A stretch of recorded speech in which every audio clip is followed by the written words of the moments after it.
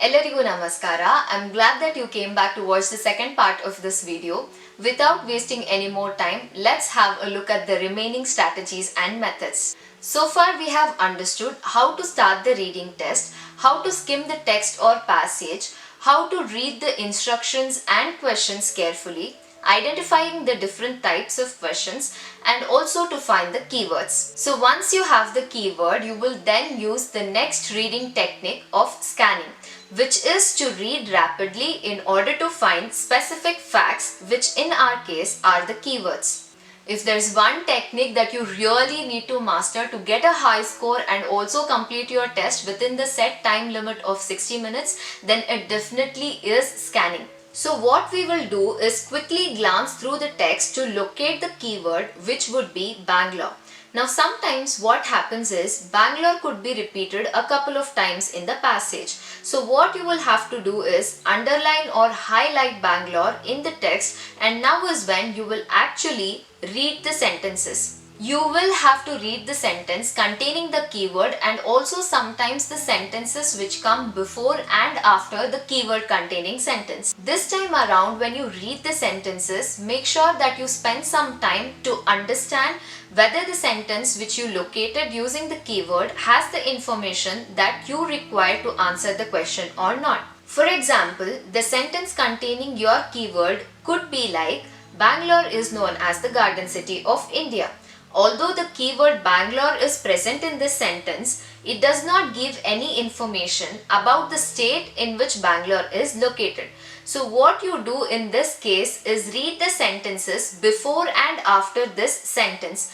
Maybe the sentence following, Bangalore is known as the Garden City of India, could be, it is located in the state of Karnataka. So you would have found your answer. If not, you will again continue with your scanning and find the sentence containing Bangalore until you find a sentence which says Bangalore is located in the state of Karnataka, or Bangalore is the capital city of the Karnataka state, etc. And this brings me to the next point of paraphrasing and synonyms. Paraphrasing is when you use different words to restate a sentence giving the same meaning. For example, I can either say, watching sunsets in the evening is my idea of relaxation, or I could say, I feel very relaxed when I watch sunsets. Although both are not the same sentences, still they mean the same. Synonym is a word or phrase that means exactly or similar meaning as another word. For example, I can either say, let's start the race, or let's begin the race. So here, start and begin are synonyms. The reason why I'm discussing about these things here is because when you're searching for the answers in a text or passage, the answers could be present very directly, or it could be present indirectly using synonyms or paraphrasing. Let's consider our previous example itself, where the question was, in which state of India is Bangalore located?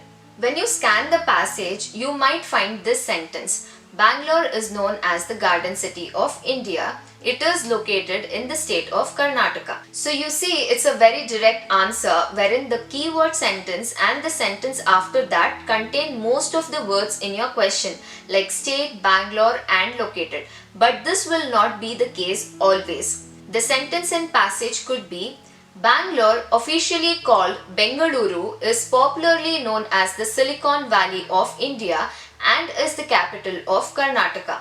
So this time around, the sentence only contains the keyword Bangalore. Located and state are not present in the sentence, but still if you see, it is very clear from the sentence that Bangalore is in Karnataka. So please be mindful of paraphrasing and synonyms. The next thing I would like to suggest is, do not assume or guess. Reading test is not a place where you use your general knowledge. So if the question is Bangalore is also known as dash, you might think Garden City and write the answer as such.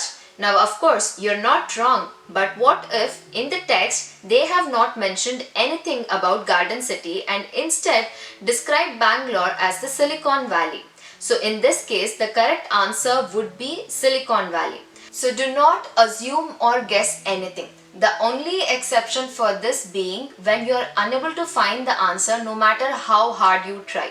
In that case, instead of leaving blank, since there is no negative marking, go ahead and take a guess and write what seems the right answer to you. Who knows, if you make a good guess, then you might be lucky enough to get that additional score. So once you find the answer and if you are 100% sure about it, then you can either quickly write the answer in your answer sheet or next to your question in case of paper-based test. The choice is really up to you. Now if you are someone who takes the entire 60 minutes to complete your reading test, then I would recommend to transfer your answers as and when you are finding them, or at least when you complete 4 to 5 questions. Or if you're someone who can complete your test much quicker, only then consider transferring your answers towards the end, because as I've already told you guys, unlike listening tests, you do not get any additional time to transfer your answers. You have to complete your reading test and transferring the answers within this time limit of 60 minutes. Of course, this does not apply for the computer test because you would be entering your answers directly into the system. Also, in case of computer-based test, please use the option of copy and paste whenever you can, which will help you in avoiding typo errors. Next step would be highlight the text where you found the answer. Irrespective of computer or paper-based test, please consider following this step because it will really come in handy when you're reviewing your answers towards the end by saving you some time. Now what to do if you are unable to find the answers quickly? Do not spend too much time on one question. Now I can understand, when you don't find an answer, it's really difficult to move on to the next question. You'll be feeling like if you spend another 30 seconds or 1 minute on this, maybe you will end up finding the answer. But what if you don't find the answer and this happens to a couple of questions in a stretch? Then there are chances that you might panic. But getting scared or feeling anxious at this moment will really not help you. I would in fact suggest that whenever you are practicing your reading test, also practice to stay calm and remain focused throughout the test. Practice to move on to the next question swiftly if you are unable to find the answers, because at the end of the day, each question is worthy of a single point. Whether you find the answer in 30 seconds or 5 minutes, it really doesn't matter. Ideally speaking, if you ask me, I would never spend more than 1 minute on a single question.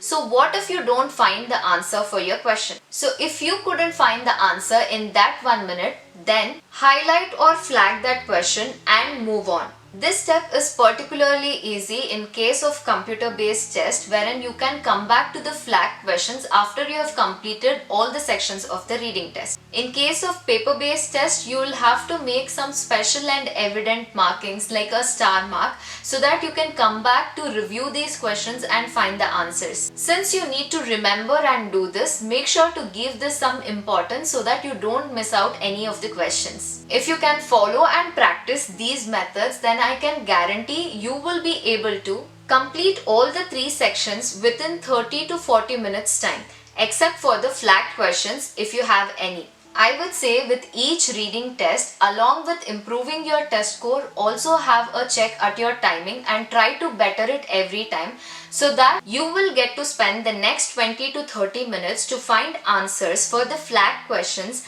and reviewing all your answers. If you take the entire 60 minutes just to find answers, then you will not get the chance to review your answers for their correctness or spellings or grammar, which is very important.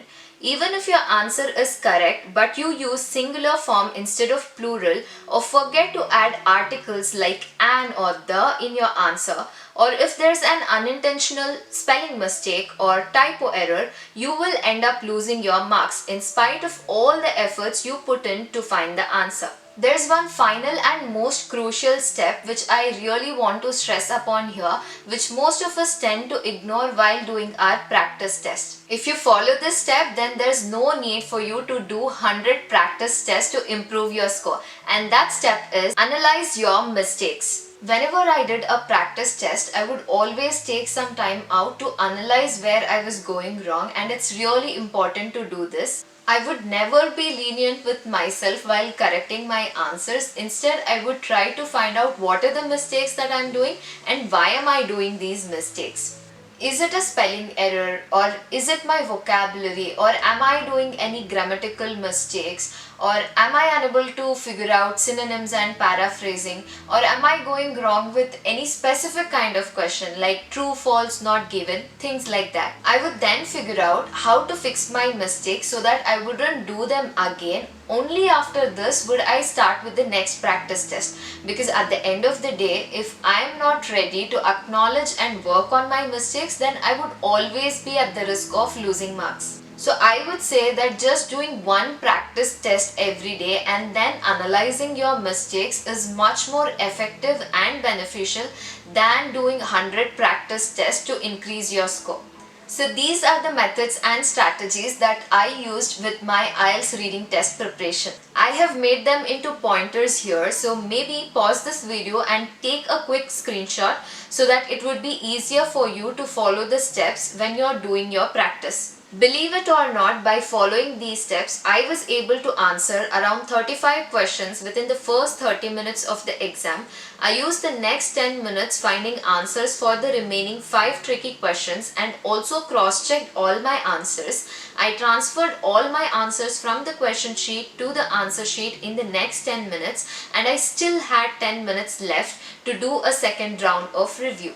Of course, it didn't happen overnight. I had to do a lot of practice tests following all these strategies in order to get a hang of it. Speaking of the result itself, although I couldn't get a perfect score of 9, which I aimed for, I still managed to get a score of 8.5, which means I got 39 correct answers out of 40 following these strategies, which is pretty good, right? Also, irrespective of whether you are a primary or secondary applicant, aim to get a perfect 9 and don't fixate yourself with a score of 7 for reading test, because every additional mark you get over the golden score of 8777 will only add more and more points to your final CRS score, and this will really come in handy during high cutoff score draws. The reason why I'm stressing this again and again is because reading test is definitely one of the most easiest test component. So if you could get some additional score, why do you want to lose it? This video is my sincere effort to help anyone who's trying to understand how to go about the reading test and how to improve their reading test score. I really hope that you found this video to be helpful and educative. Let me know in the comment section below, and please don't forget to like and share, because a lot of effort has gone into the making of this video, and also do subscribe to the channel to show us some love and support. I guess that's it for the day, guys, and I hope to see you all soon in my next video. I wish for all of us to be blessed with abundant love, peace and happiness. Take care, and do remember, life's all about the little things.